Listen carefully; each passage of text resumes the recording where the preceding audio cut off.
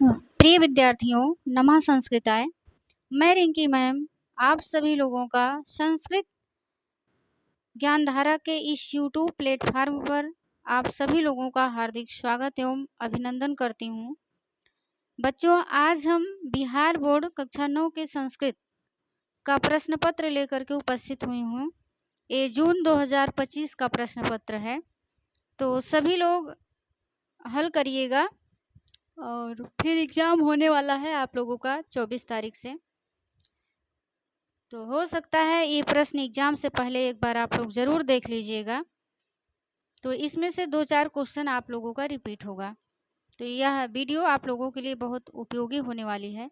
तो चलिए हम लोग बिना विलंब किए प्रश्नों को देखते हैं। यहाँ देख सकते हैं दिया गया है वस्तुनिष्ठ प्रश्न। खंड आ में वस्तुनिष्ठ प्रश्न है। प्रश्न संख्या 1 से 70 तक के प्रत्येक प्रश्न के साथ 4 विकल्प दिए हैं, जिनमें से एक सही है। अपने द्वारा चुने गए सही विकल्प को OMR शीट पर नीला या काला बॉल पॉइंट कलम से चिन्हित करें। किन्हीं 40 प्रश्नों के उत्तर दें। यानी कि 70 प्रश्न है, इसमें से 40 प्रश्नों का उत्तर आप लोगों को देना है। पहला प्रश्न है, इस स्तुति पाठ में किसकी स्तुति की गई है? तो इस स्तुति पाठ में किसकी स्तुति की गई है? ईश्वर की गई है। ईश्वर की गई है। विकल्प सी सही है। प्रश्न संख्या 2 है, अष्टोमासदगमय किस उपनिषद से संकलित है? तो इसका बृहदारण्यकोपनिषद हो जाएगा। विकल्प सी सही हो जाएगा।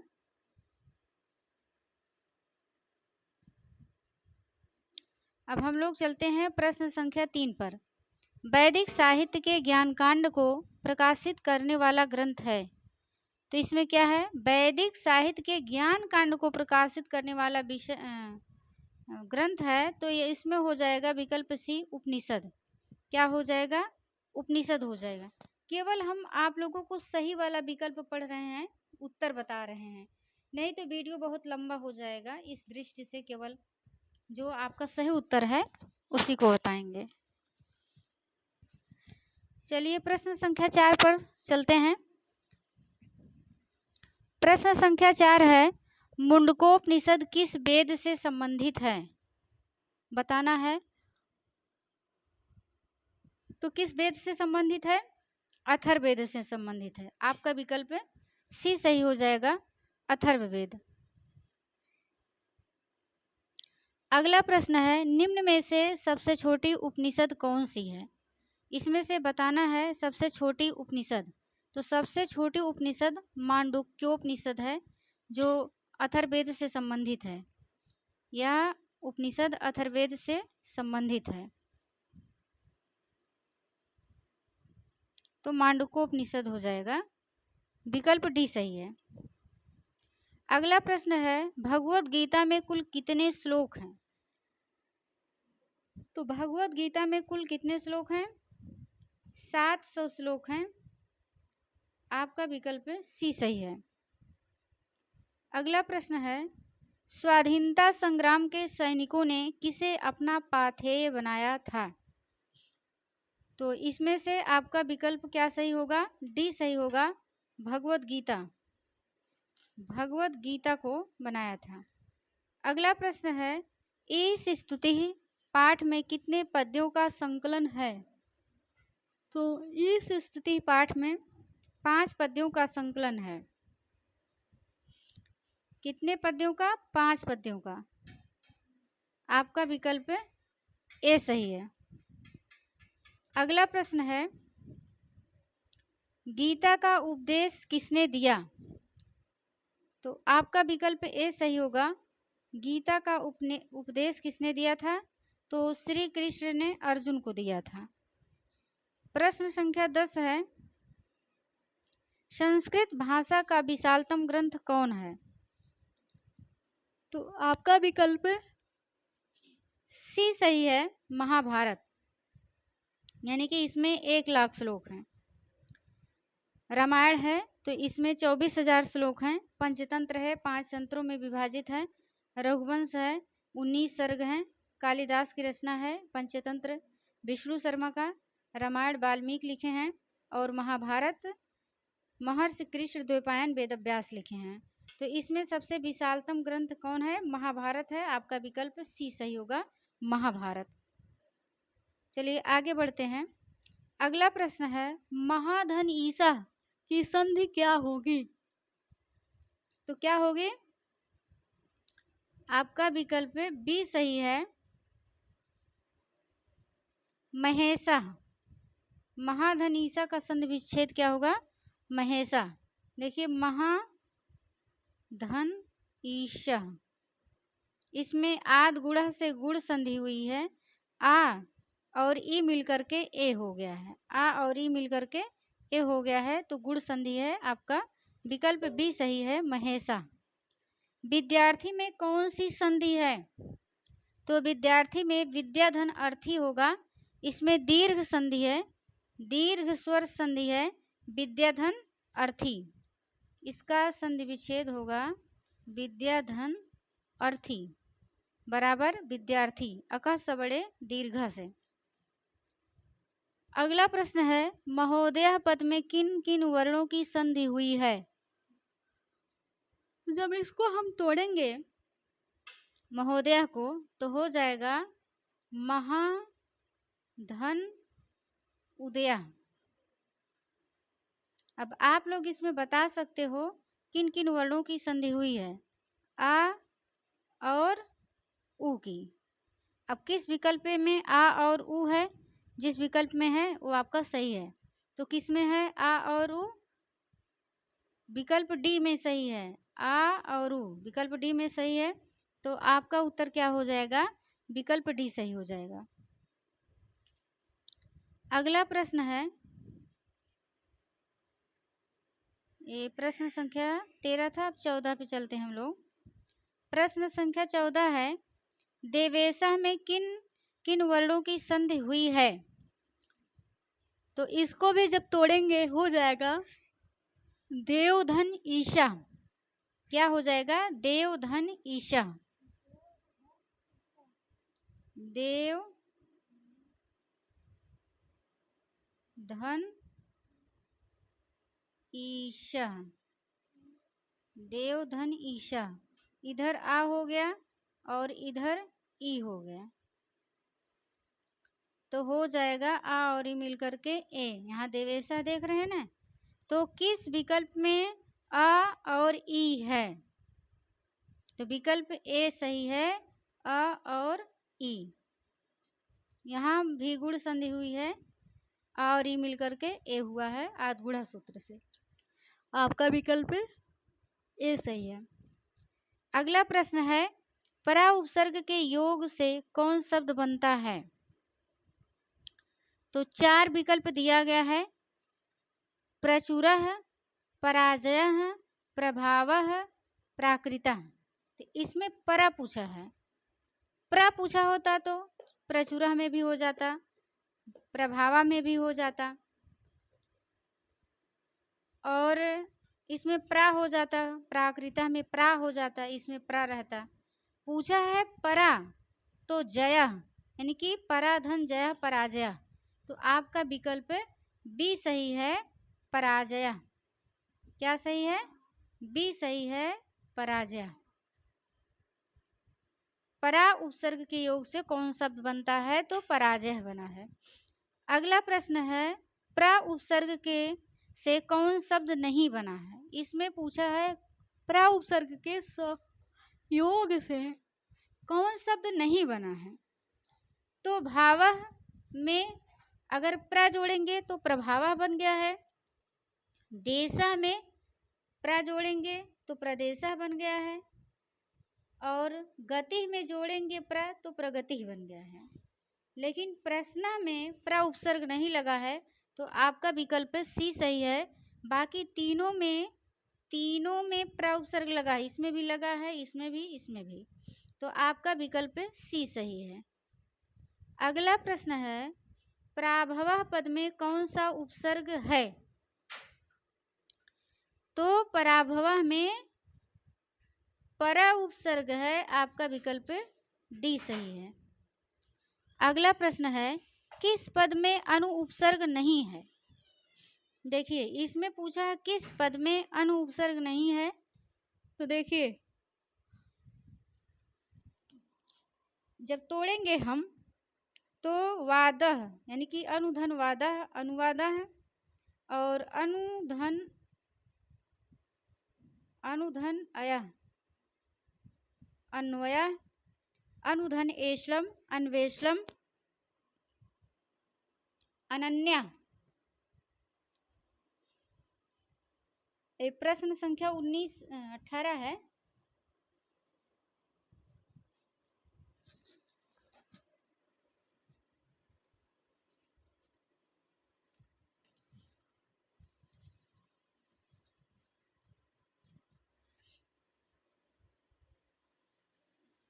हाँ बच्चों, थोड़ा सा नेटवर्क प्रॉब्लम आ गई थी।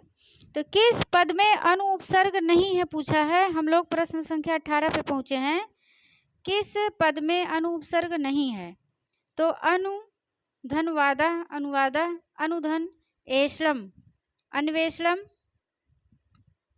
यहाँ हो गया, और अनुधन अया अन्वया अनन्या इसमें नहीं है, बाकी सभी में अनु उपसर्ग है। सभी में अनुसर्ग, इसमें भी है, इसमें भी है, इसमें भी है। सी विकल्प में नहीं है, तो आपका उत्तर क्या सही होगा? सी सही होगा। पूछा क्या है? पूछा है किस पद में अनुपसर्ग नहीं है। नहीं पे ध्यान देना आप लोगों को। तो नहीं वाला क्या है? अन्या अनन्या। अगला है, नमन पद में कौन सा प्रत्यय है? प्रश्न संख्या 19 है। नमन पद में कौन सा प्रत्यय है? तो नमन पद में कौन सा प्रत्यय है? क्षत्रि प्रत्यय है। आपका विकल्प बी सही है, क्षत्रि। यहाँ नमन देख रहे हैं ना, नमन पद में कौन सा प्रत्यय है? तो क्षत्रि प्रत्यय है। अगला प्रश्न है प्रश्न संख्या 20। सानस प्रत्यय से कौन पद बना है? तो बताना है आप लोगों को, सानस प्रत्यय से कौन पद बना है। प्रश्न संख्या 20 है। ते सेवमानम बना है। कौन सा शब्द बना है? सेवमानम। सानस से क्या बना है? सेवमानम। अगला प्रश्न है, कृधन्ता से कौन पद बनेगा? तो इसमें क्या बनेगा? कृतम बनेगा। कुर्वन नहीं बनेगा, कृतवान नहीं बनेगा, कार्यम भी नहीं बनेगा। क्या बनेगा? कृतम। नपुंसक लिंग में बनेगा कृतम। कृतः कृता कृतम इसका रूप बनेगा। जब कृधन्ता प्रत्यय हम लगाएंगे तो इसका तीनों लिंगों में, पुल्लिंग में कृतः, स्त्रीलिंग में कृता और नपुंसक लिंग में कृतम बनेगा। तो आपका विकल्प ए सही है।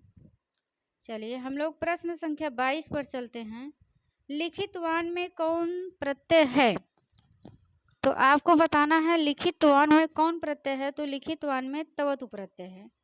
आपका विकल्प बी सही है, तवतु। तवतु। चलिए अगला प्रश्न है, यक्ष युधिष्ठिर संवाद पाठ किस ग्रंथ से लिया गया है? तो बताना है, ये महाभारत से लिया गया है, महाभारत के वन पर्व से। तो आपका विकल्प ए सही होगा, महाभारत। अगर वन पर्व दिया होता, महाभारत ना दे करके, तो हम वन पर्व लगाते हैं। लेकिन जब महाभारत दिया है तो महाभारत आपका उत्तर सही होगा। अगला प्रश्न है, संसार किससे ढका है? तो संसार किससे ढका है? आपका विकल्प बी सही हो जाएगा, अज्ञानता से। अज्ञानता। अगला प्रश्न है, पंडित कौन है? तो बताना है, यक्ष युधिष्ठिर संवाद पाठ से ये भी लिया गया है। पूछा है पंडित कौन है? तो पंडित कौन है? उसके अनुसार धर्मज्ञ, जो धर्मज्ञ व्यक्ति होता है वही पंडित है। अब हम लोग चलते हैं प्रश्न संख्या 26 पे। प्रश्न संख्या 26 है, सरोवर के स्वामी कौन थे? तो सरोवर के स्वामी कौन थे?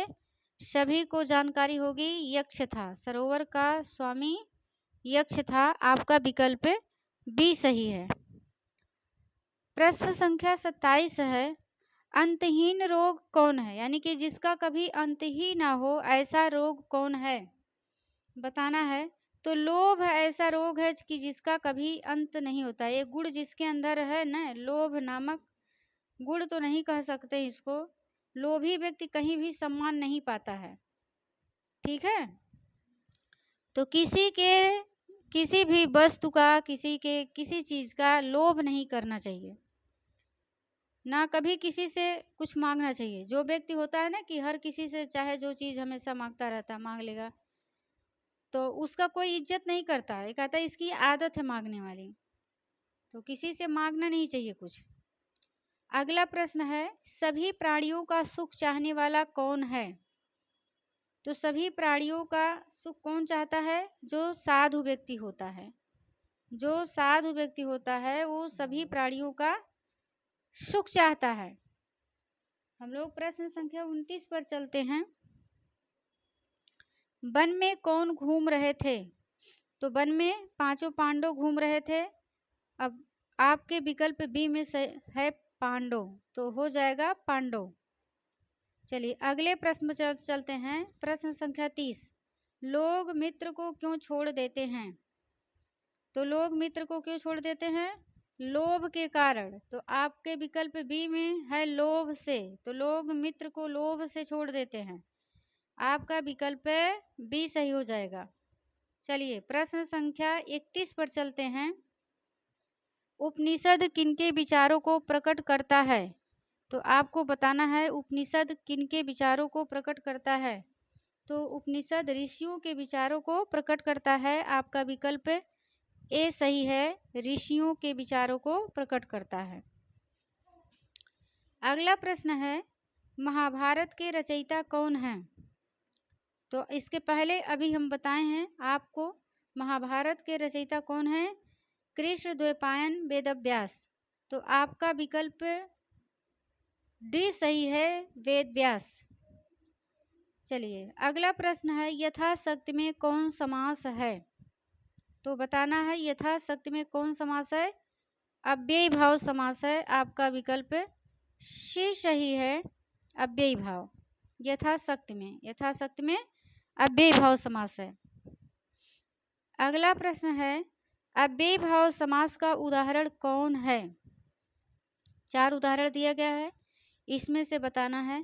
तो अव्ययी भाव का उदाहरण है उपगंगम। इसका विग्रह होगा गंगायाः समीपम, यानी कि गंगा के समीप। गंगायाः समीपम इति। चलिए अगले प्रश्न पर चलते हैं। कर्मण वीरः का समस्त पद कौन होगा? प्रश्न संख्या 35 है, कर्मण वीरः का समस्त पद कौन होगा? 4 विकल्प दिया गया है, इसमें से बताना है। तो आपका विकल्प ए हो जाएगा, इसका समस्त पद होगा कर्मवीरः, यानी कि कर्म में वीर, कर्मण वीरः, कर्मवीर। कर्मण वीरः का समस्त पद कौन है? कर्मवीरः। आपका विकल्प ए सही है। अगला प्रश्न है, एकम एकम इति का समस्त पद क्या होगा? तो एक एकम होगा, एकम एकम इति प्रत्येकम, क्षम्यताम, विकल्प डी सही है आपका, प्रत्येकम। एकम एकम इति का समस्त पद होगा प्रत्येकम। आपके विकल्प डी में दिया गया है प्रत्येकम, तो विकल्प डी सही हो जाएगा। अगला प्रश्न है, तत्पुरुष समास का उदाहरण कौन है? तो बताना है तत्पुरुष समास का उदाहरण। तो इसमें से धनहीना जो है तत्पुरुष समास का उदाहरण है। धनेन हीना, धन से हीन, यानी कि तृतीय तत्पुरुष समास है। अगला प्रश्न है, क्रिया विशेषण में कौन विभक्ति लगती है? तो बच्चों ये प्रश्न मेरे हिसाब से गलत है। ठीक है। क्रिया विशेषण अव्यय हो जाता है और अव्यय की कोई विभक्ति नहीं होती है। जो क्रिया विशेषण शब्द होता है या पद वो अव्यय हो जाता है और अव्यय में कोई विभक्ति नहीं लगती है। ठीक है। अगर देखा जाए जो विभक्ति विशेष की होती है वही विभक्ति विशेषण की होती है, लेकिन यहाँ पर क्रिया विशेषण पूछा है तो क्रिया विशेषण अव्यय होता है, अव्यय की कोई विभक्ति नहीं होती है। तो मेरे हिसाब से इसमें कोई उत्तर नहीं सही है, क्योंकि जब उसमें कोई विभक्ति ही नहीं लगती है तो कौन विभक्ति हम बताएं। ठीक है। अब बनाने वाला हो सकता है उसके हिसाब से कोई विभक्ति हो तो अलग की बात है, बोर्ड के हिसाब से मेरे हिसाब से प्रश्न गलत है।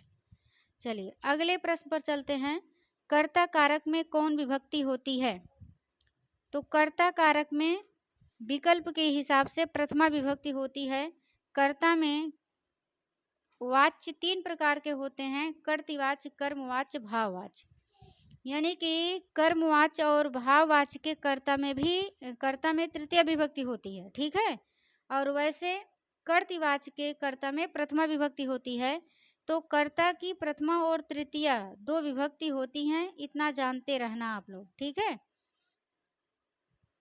तो आपका उत्तर ए सही है, प्रथमा। कर्ता कारक में कौन सी विभक्ति होती है? तो प्रथमा। यहाँ पूछा है कर्ता कारक में, तो कारक संस्कृत में कितने होते हैं? 6 होते हैं।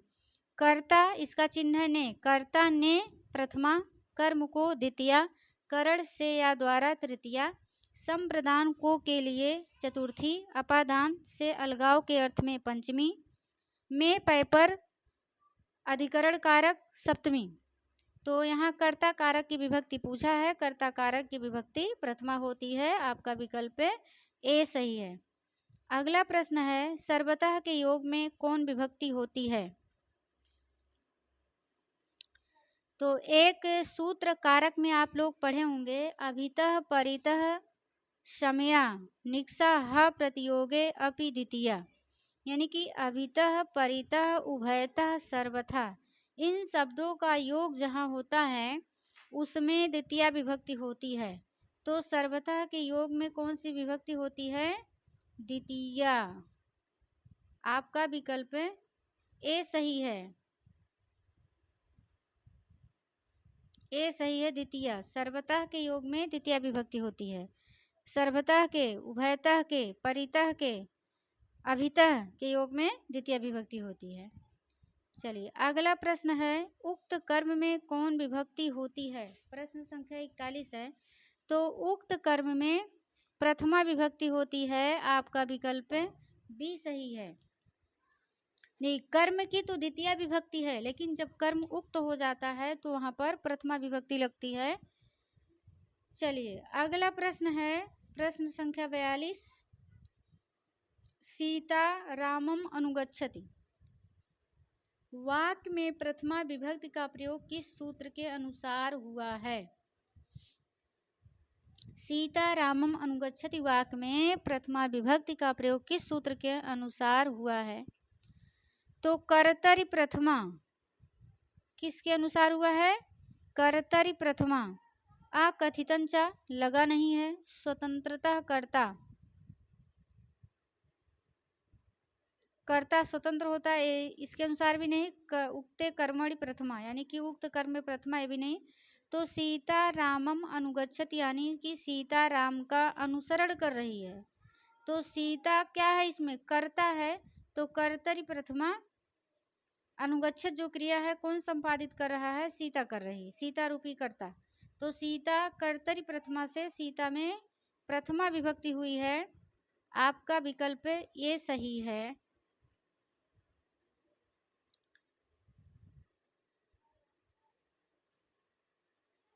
अगला प्रश्न है, संबोधने चा सूत्र से प्रथमा विभक्ति किस वाक्य में है? संबोधने चा, तो इसमें हो जाएगा आपका विकल्प डी, हे मोहन पुस्तकम पठ। संबोधन का मतलब है किसी को संबोधित करना, बुलाना, किसी का ध्यान अपनी ओर आकृष्ट करना। ठीक है। तो इसमें संबोधने सूत्र से पूछा, प्रथमा विभक्ति की सूत्र किस वाक्य में है? तो हे मोहन पुस्तकम पठ। आपका विकल्प डी सही हो जाएगा। अगला प्रश्न है, पंचतंत्र के रचनाकार कौन हैं? तो पंचतंत्र के रचनाकार कौन हैं? विष्णु शर्मा हैं। आपका विकल्प ए सही है। नारायण पंडित हितोपदेश के रचनाकार हैं। अभिज्ञान शाकुंतलम के कालिदास हैं। और कालिदास के तो ऐसे कई रचनाएं हैं, 7 रचनाएं जो प्रमाणिक मानी जाती हैं। ठीक है, ऋतु संहारम है, कुमार संभवम है, रघुवंश महाकाव्यम है, विक्रमोर्वशीयम है, मालविकाग्निमित्रम है, मेघदूतम है, अभिज्ञान शाकुंतलम है। भास के 13 नाटक हैं। ठीक है, तो जिसमें से जो बहुत पॉपुलर है स्वप्न वासोदत्तम है इनका। ठीक है, तो आपका विकल्प ए सही है। इसमें पंचतंत्र के रचनाकार पूछा है तो विष्णु शर्मा हो जाएगा। प्रथम भास नाटककार भास माने जाते हैं। तो इनके जो 13 नाटक हैं एग्जाम में बहुत पूछे जाते हैं कि कौन रामायण पर आश्रित है, कौन महाभारत पे, कौन कथा उदयन कथा मूलक है या लोक कथा। तो ऐसे इनके जो 13 नाटक हैं बहुत पॉपुलर हैं। अभिज्ञान कालिदास भी बहुत लोकप्रिय कवि हैं, इन्हें उपमा सम्राट कहा जाता है। कालिदास को भारत का शेक्सपियर कहा जाता है कालिदास को। पंचतंत्र कितने भागों में विभक्त है? तो पंचतंत्र कितने भागों में विभक्त है? 5 भागों में विभक्त है। ये आप लोगों को हम पढ़ाते समय रटाए भी हैं कक्षा में। पंचतंत्र में कितने भाग होते हैं? 5 भाग होते हैं। मित्र भेद, मित्र संप्राप्ति, काकोलुकी, लब्ध प्रणांश, अपरीक्षित कारक, ये 5 भाग हैं। चल, प्रश्न संख्या 46 है, कितने ब्राह्मण पुत्र साथ रहते थे? तो 4 ब्राह्मण पुत्र साथ रहते थे। आपका विकल्प सी सही है, 4। अगला प्रश्न है, वन किससे सेवित था? तो बच्चों ये भी विवादित प्रश्न दिया है मेरे हिसाब से। वन हाथी, उसमें जो आपका श्लोक है उसमें हाथी और बाघ दोनों दिया है। तो जो पेपर सेट कर रहे थे उनको दोनों नहीं देना चाहिए था। जब आप लोग पढ़ेंगे एक श्लोक आया है, वनम वनम व्याघ्र गजादि सेवितम जनेन हीनम बहुकंटकावृतम।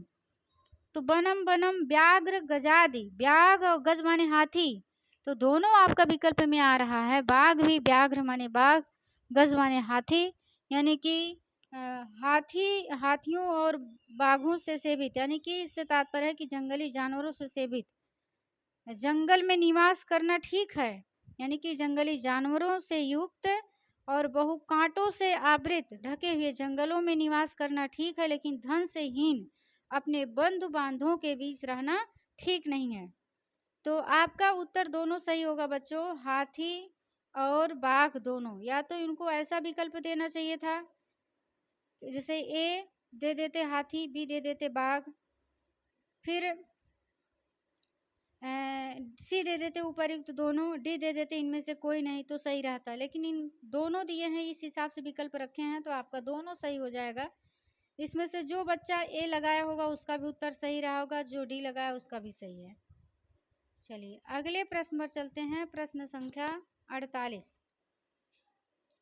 उज्जैन किस नदी के तट पर अवस्थित है? तो बताना है उज्जैन किस नदी के तट पर अवस्थित है।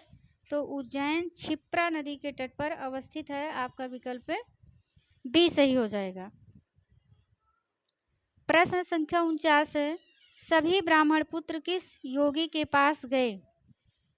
तो सभी ब्राह्मण पुत्र यानी कि जो चारों ब्राह्मण पुत्र थे वे भैरवानंद योगी के पास गए थे। इसमें से आपका उत्तर जो है डी सही है, भैरवानंद। अगला प्रश्न है, द्वितीय ब्राह्मण पुत्र को क्या मिला? प्रश्न संख्या 50 है, तो द्वितीय ब्राह्मण पुत्र को क्या मिला? चांदी मिली थी, चांदी। आपका विकल्प बी सही है, चांदी, यानी कि पहले को तांबा, दूसरे को चांदी, फिर तीसरे को सोना मिला था। अगला प्रश्न है, महाकाल मंदिर कहाँ है? तो इसमें से बताना है महाकाल मंदिर कहाँ है? उज्जैन में है। आपका विकल्प डी सही होगा। प्रश्न संख्या 52 है, ब्राह्मण पुत्रों को ताबा के बाद क्या मिला? तो आपको बताना है, अभी बताएं इसके पहले ना, तो पहले ताबा मिला था, फिर चांदी, फिर सोना। तो ताबा के बाद क्या मिला? चांदी मिली थी। आपका विकल्प बी सही है, चांदी। ताबा के बाद चांदी मिली थी। अगला प्रश्न है, रिक्त स्थान की पूर्ति निम्नांकित किस पद से करेंगे? डाट डाट बंधु मध्य धनहीन जीवितम। तो इसमें ना भरा जाएगा, ना बंधु मध्य धनहीन जीवितम। विकल्प ए सही है, ना। चलिए प्रश्न संख्या 54 पर हम लोग चलते हैं। प्रश्न संख्या 54 है, इस स्तुति पाठ में विश्व का उत्तम खजाना किसे कहा गया है? इस स्तुति पाठ में विश्व का उत्तम खजाना किसे कहा गया है? तो इसमें से आप जो चारों विकल्प दिया है, तो इसमें से आपका उत्तर बी सही हो जाएगा, श्री कृष्ण। विश्व इस स्तुति पाठ में विश्व का उत्तम खजाना किसे कहा गया है? श्री कृष्ण, यानी कि भगवत गीता। भगवत गीता किसकी है? श्री कृष्ण की है। तो इसके अनुसार आपका उत्तर बी सही है। अगला प्रश्न है, यक्ष के प्रश्नों का उत्तर किसने दिया? तो आपको बताना है, यक्ष के प्रश्नों का उत्तर युधिष्ठिर दिए थे। जब वन में प्यास लगी, पांचों पांडव टहल रहे थे, तो चारों भाई जिस तालाब में पानी पीने गए, उस तालाब का स्वामी एक यक्ष था। उसका प्रस्ताव था कि पहले जो मेरे प्रश्न का पानी पिएगा, पहले मेरे प्रश्न का उत्तर देगा, वही पानी पिएगा। तो बारी बारी से गए, अर्जुन गए, नकुल सहदेव गए, भीम गए, ऐसे बारी बारी से गए। और लोग इतने प्यासे थे, कितने जल्दी में थे कि बिना यक्ष के प्रश्न का उत्तर दिए ही पानी पीने लगते थे, मूर्छित होकर गिर जाते थे। बाद में युधिष्ठिर उन लोगों को ढूंढते ढूंढते गए, तो युधिष्ठिर ने यक्ष के प्रश्नों का उत्तर दिया और क्रमशः उत्तर देते गए, और चारों भाई जीवित हो गए। जो मूर्छित थे होश में आ गए। चलिए अगला प्रश्न है, यक्ष युधिष्ठिर संवाद पाठ महाभारत के किस पर्व से लिया गया है? तो किस पर्व से लिया गया है? वन पर्व से लिया गया है। आपका उत्तर सी सही है, वन पर्व।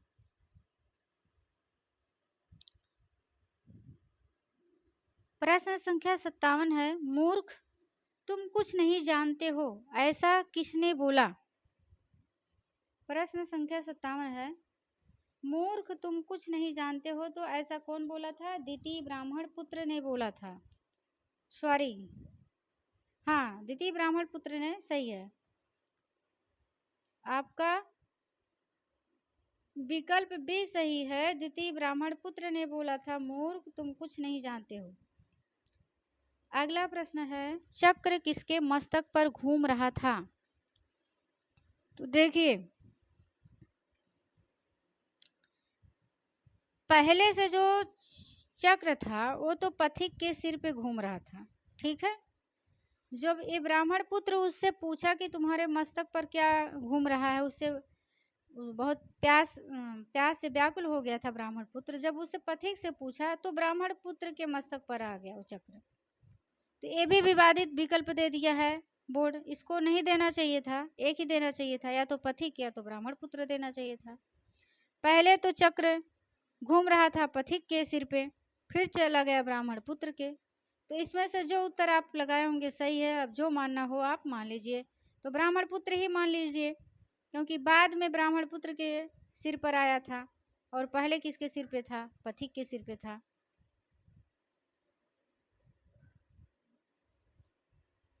आपका उत्तर विकल्प भी लगा सकते हो। चलिए अगला प्रश्न है, 59 है, रविंद्र का सही संधि विच्छेद क्या है? तो जब हम तोड़ेंगे तो हो जाएगा रवि धन इंद्र। रवि धन इंद्र विकल्प ए में सही है। बाकी यहाँ देख सकते हैं बी में, तो यहाँ ए इंद्र गलत हो गया, और यहाँ रवि दे दिया, इंद्र सही है, तो ये भी गलत हो गया। और यहाँ तो दोनों रवि और इंद्रा दोनों गलत दिया है, तो आपका जो उत्तर है ए सही है, रवि धन इंद्रा। प्रश्न संख्या 60 पर चलते हैं। राजा ऋषि राजा धन ऋषि की संधि क्या है, इसमें से बताना है। तो राजा धन ऋषि की संधि होगी राजर्षि। क्या होगा? राजर्षि।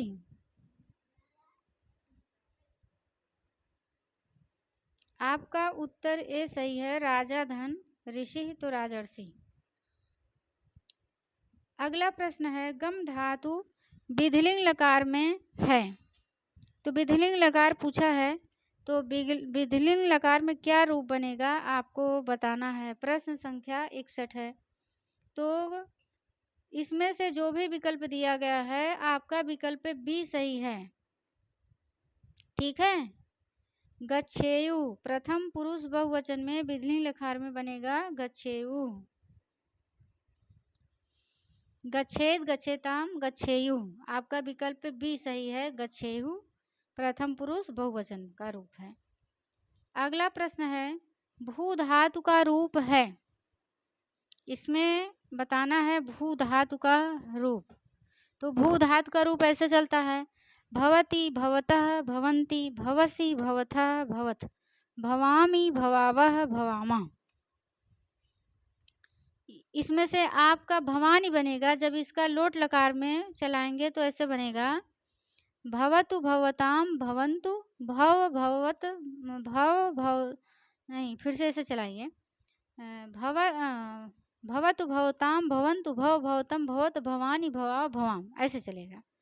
तो इसके अनुसार आपका हो जाएगा विकल्प बी सही हो जाएगा, भवानी भवाओ भवाम। तो आपका विकल्प सी सही है, भवानी। यह लोट लकार का रूप है, लोट लकार उत्तम पुरुष। अगला प्रश्न है, पा धातु के लोट लकार मध्यम पुरुष एक वचन का रूप है। पा धातु लोट लकार मध्यम पुरुष एक वचन का रूप होगा पिब। क्या बनेगा? पिब। पिब पिबतम पिबत पिबानी पिबाओ पिबाम। तो आपका विकल्प सी सही है, पिब। मध्यम पुरुष एक वचन में पिब बनेगा।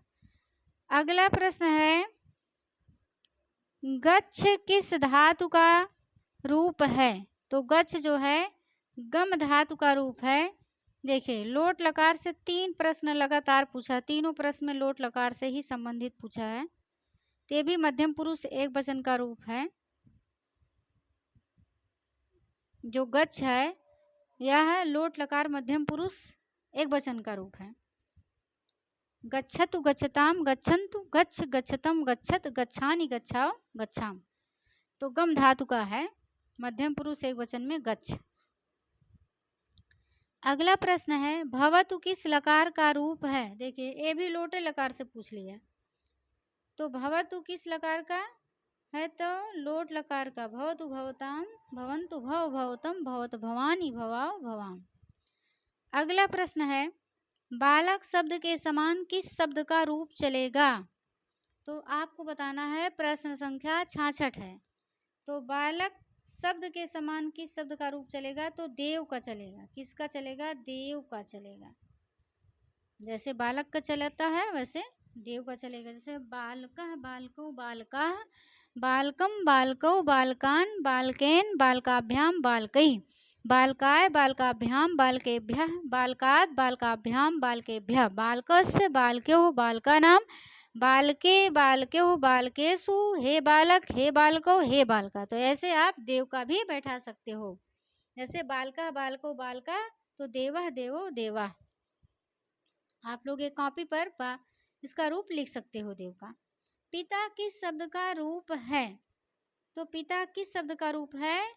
यह पितृ शब्द का रूप है। पिता पितरो पितरः पितरम पितरो पितॄन् पित्रा पितृभ्याम पितृभिः पित्रे पितृभ्याम पितृभ्यः पितुः पितृभ्याम पितृभ्यः पितुः पितरो पितॄणां पितरि पितरो पितृषु। तो ऐसे यह जो रूप है पिता कहाँ का है? प्रथमा विभक्ति का है। पिता पितरो पितरा, प्रथमा विभक्ति एक वचन का। तो ये सप्तमी का है और ये पंचमी और षष्ठी में बनेगा पितु पितु, और पितृ जो है मूल प्रातिपदिक है आपका, तो आपका उत्तर ए सही है। अगला देखिए, पिता से फिर पूछ लिया रूप। पित्रा किस विभक्ति का रूप है? तो ये तो अभी हम पिता का रूप आप लोगों को सुना दिए हैं। तो पित्रा तृतीया विभक्ति एक वचन का रूप है। तो देखिए, है तृतीया विभक्ति कहीं? हाँ है, विकल्प बी में सही है, तृतीया। अगला प्रश्न है, मुनि शब्द के तृतीया विभक्ति एक वचन का रूप है। तो बताना है, प्रश्न संख्या 69 है। तो तृतीया विभक्ति एक वचन का रूप इसमें से आपका क्या होगा? मुनिना।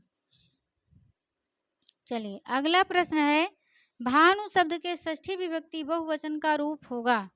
भानु शब्द के षष्ठी विभक्ति बहुवचन का पूछा है तो हो जाएगा भानु नाम।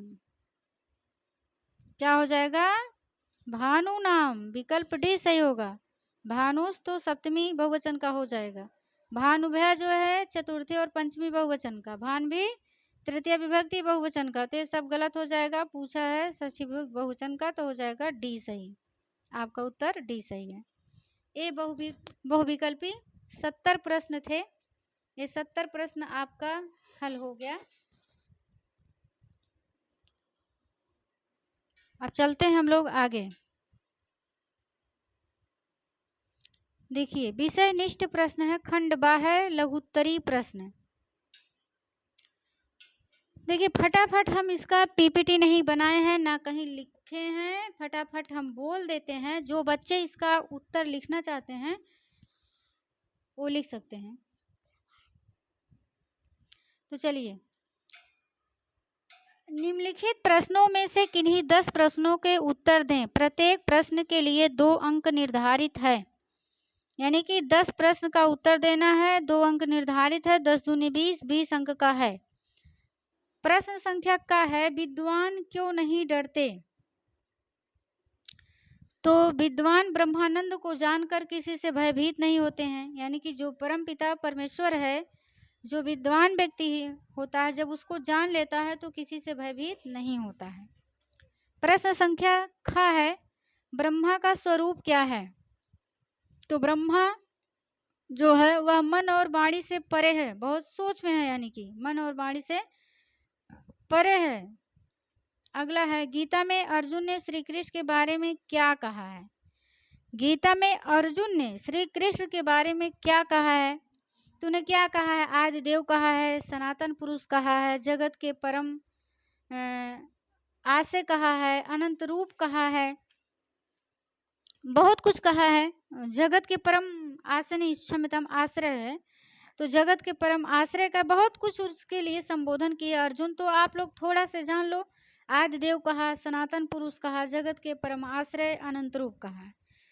इसमें से जो आप लिख सकते हैं वो लिख लेना। धैर्य किसे कहा गया है? तो धैर्य क्या है? इंद्रियों को बस में करना ही धैर्य कहलाता है। दान किसे कहा गया है? सभी प्राणियों की रक्षा करना क्या है? दान है। भैरवानंद कौन थे? तो भैरवानंद एक योगी थे। साधु और असाधु में अंतर स्पष्ट करें। बताइए, साधु किसे कहेंगे, साधु किसे कहेंगे? जो सब प्राणियों के हित में तत्पर रहता है उसे साधु कहते हैं, और जो निर्दयी व्यक्ति होता है उसे असाधु कहते हैं। अगला प्रश्न है, अधिक लोभ करने के कारण चौथे ब्राह्मण पुत्र को क्या हुआ? अब बताना है। अधिक लोभ करने के कारण चौथे ब्राह्मण पुत्र को क्या हुआ? तो उसको अधिक पीड़ा देने वाला चक्र मिला, उसके जो माथे पे आके स्थापित हो गया, तो उससे उसको बहुत पीड़ा हो रही थी। ऋग्वेद में कैसे मंत्रों का संकलन है? तो ऋग्वेद में प्राचीन तमाम मंत्रों का संकलन है। अस्तो मासदगमय का अर्थ लिखें। तो अस्तो मासदगमय का अर्थ है कि हे ईश्वर, हमें असत्य नहीं सत्य मार्ग पर ले चलो, अंधकार नहीं प्रकाश की ओर ले चलो। कहने का आशय है कि हे ईश्वर, हमें असत्य से सत्य की ओर ले चलो, अंधकार से प्रकाश की ओर ले चलो। पंचतंत्र में कितने भाग हैं? सभी का वर्णन करें। तो पंचतंत्र में 5 भाग हैं, अभी आप लोगों को बता चुके हैं। मित्र भेद, मित्र संप्राप्ति, काकोलुकी, लब्ध प्रणांश, अपरीक्षित कारक। अगला प्रश्न है, भैरवानंद ने ब्राह्मण पुत्रों को क्या कहा? तो ब्राह्मण पुत्रों को कहा कि आप लोग कहाँ से आए हैं और कहाँ जाने का, यहाँ आने का उद्देश्य क्या है, यानी कि आप लोग कहाँ से आए हैं और आने का उद्देश्य क्या है, यही तो भैरवानंद बोले थे। चलिए अगला प्रश्न है, धनहीन किसके बीच में जीवित नहीं रह सकता है? तो धनहीन किसके बीच में? बंधु बांधवों के बीच में जीवित नहीं रह सकता है। जीवन की उन्नत के लिए अमूल्य ग्रंथ कौन है? जीवन के उन्नत के लिए अमूल्य ग्रंथ कौन है? तो उपनिषद और भगवत गीता है। अगला है, स्वेच्छा में किस किस वर्ण की संधि हुई है और संधि का नाम लिखें? तो स्वेच्छा में स्वधन इच्छा, यानी कि अ और ई मिलकर के ए बना है, स्वेच्छा बना है, गुण संधि हुई है, स्वधन इच्छा अ और ई मिलकर के, तो गुण संधि हुई है, क्या बना? स्वेच्छा, गुण संधि, याद गुणा सूत्र से। अगला है, लोभाविष्टः चक्रधरा पंचतंत्र के किस भाग से लिया गया है? तो लोभाविष्टः चक्रधरा पाठ जो है पंचतंत्र के अंतिम भाग से लिया गया है। अगला प्रश्न है, भगवत गीता में किसका उपदेश है? भगवत गीता में श्री कृष्ण ने अर्जुन को उपदेश दिया था, तो भगवत गीता में श्री कृष्ण का उपदेश है। अगला प्रश्न है, इस स्तुति पाठ में बृहदारण्यक उपनिषद से लिए गए मंत्र में क्या याचना की गई है? प्रश्न संख्या 10 है। तो उसमें याचना की गई है कि हे ईश्वर, हमें असत्य मार्ग से दूर करो, सत्य मार्ग पर ले चलो, यानी कि अंधकार से दूर करो, प्रकाश की ओर ले चलो, यही तो कहा गया है। अस्तो माँ सद्गमय, तमसो माँ ज्योतिर्गमय, मृत्योर माँ अमृतम गमय, यही कहा गया है। अगला प्रश्न है, एक ही परमात्मा संसार में कैसे व्याप्त है? तो सभी प्राणियों के अंतरात्मा में व्याप्त है, छिपा हुआ है एक ही परमात्मा। लोग कहते नहीं कि सबके आत्मा में परमात्मा का वास होता है। योगी भैरवानंद से ब्राह्मण युवकों की भेंट कहाँ और कब हुई थी? तो जब अवंती में क्षिप्रा नदी के जल में स्नान करके वो लोग निकले, जैसे ही स्नान करके निकले थे जो चारों ब्राह्मण पुत्र थे, वैसे ही महाकाल जो मंदिर थी उसमें प्रणाम करके वो लोग जो ब्राह्मण पुत्र थे गए, क्षिप्रा नदी में स्नान किए और वहाँ महाकाल का मंदिर बना है। महाकाल मंदिर में स्नान और महाकाल भगवान को प्रणाम करके जैसे ही निकले, वैसे रास्ते में कौन मिल गए? भैरवानंद योगी मिल गए। उन्होंने पूछा कि आप लोग कहाँ से आए हो, आने का क्या उद्देश्य है? तो ये रहा आपका लघुत्तरी। अब दीर्घ उत्तरी प्रश्न है, आप लोग देख सकते हो। यक्ष के प्रश्नों का बिना उत्तर दिए किन किन पांडवों ने जल पिया और उन्हें क्या हुआ, वर्णन करें। तो सब बता सकते हो, अर्जुन, भीम, नकुल, सहदेव, और क्या हुआ था? उन्हें मूर्छित हो गए थे। लोभाविष्टा चक्रधरा पाठ से क्या शिक्षा मिलती है, व्याख्या करें। इस पाठ से हमें शिक्षा मिलती है कि अधिक लालच ना करें। जो अधिक लोभी व्यक्ति होता है वो बाद में वो लोभ जो है उसके दर्द का कारण बनता है। अस्माकम विद्यालय पाठ पर एक अनुच्छेद 7 पंक्तियों में संस्कृत में लिखें। तो आप लोग इसके लिए दूसरा वीडियो देखना पड़ेगा मेरा, क्योंकि वीडियो बहुत लंबी हो जाएगी। संस्कृत में अनुवाद करें। देवांश तेज दौड़ता है, तो इसका हो जाएगा देवांशः तीव्रम धावति। देवांशः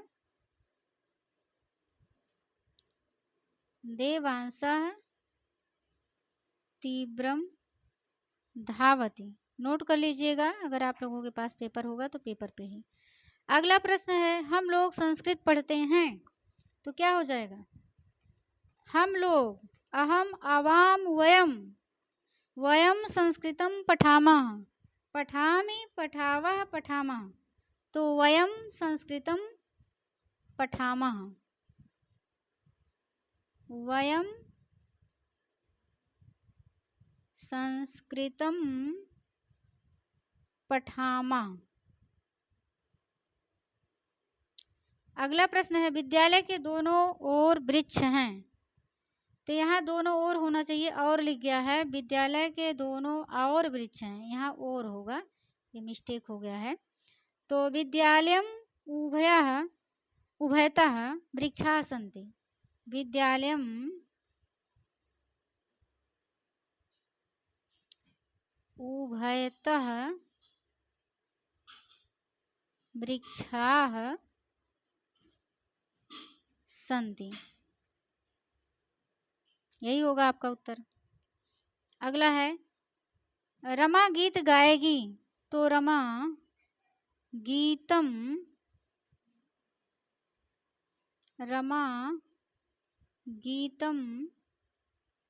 गास्यति। अगला है, मैं घर जाकर पढ़ूंगा तो अहम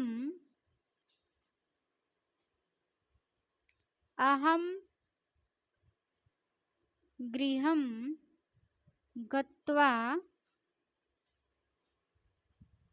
पठिष्यामि, यानी कि मैं घर जा कर के पढ़ूंगा। ये आपका अनुवाद हो गया। अगला प्रश्न है, उपनिषद का परिचय दें। तो उपनिषद वैदिक साहित्य के ज्ञान कांड को प्रकाशित करती है। बहुत कुछ उपनिषद के बारे में लिख सकते हो। ज़्यादा कुछ बताएंगे तो वीडियो लंबा खींचेगा। 5 दिनों की छुट्टी के लिए प्रधानाध्यापक को एक आवेदन पत्र संस्कृत में लिखें। अगला प्रश्न है, इस स्तुति पाठ का एक श्लोक लिखें। तो सब लोग याद किए होंगे, लिख सकते हैं। अगला प्रश्न है, अग्नि कितने प्रकार की होती है, व्याख्या करें।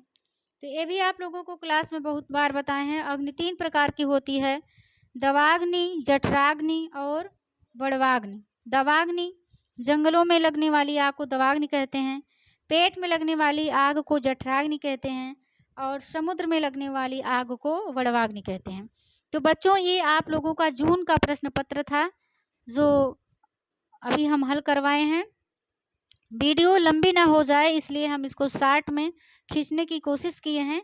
तो आप लोगों को और कोई भी वीडियो चाहिए तो आप लोग कमेंट बॉक्स में लिखिएगा। वीडियो कैसी लगी अपना फीडबैक ज़रूर दीजिएगा। और फिर वीडियो सुनने के लिए, बने रहने के लिए बहुत बहुत शुक्रिया, धन्यवाद। नमः संस्कृताय। जय हिंद, जय भारत, वंदे मातरम।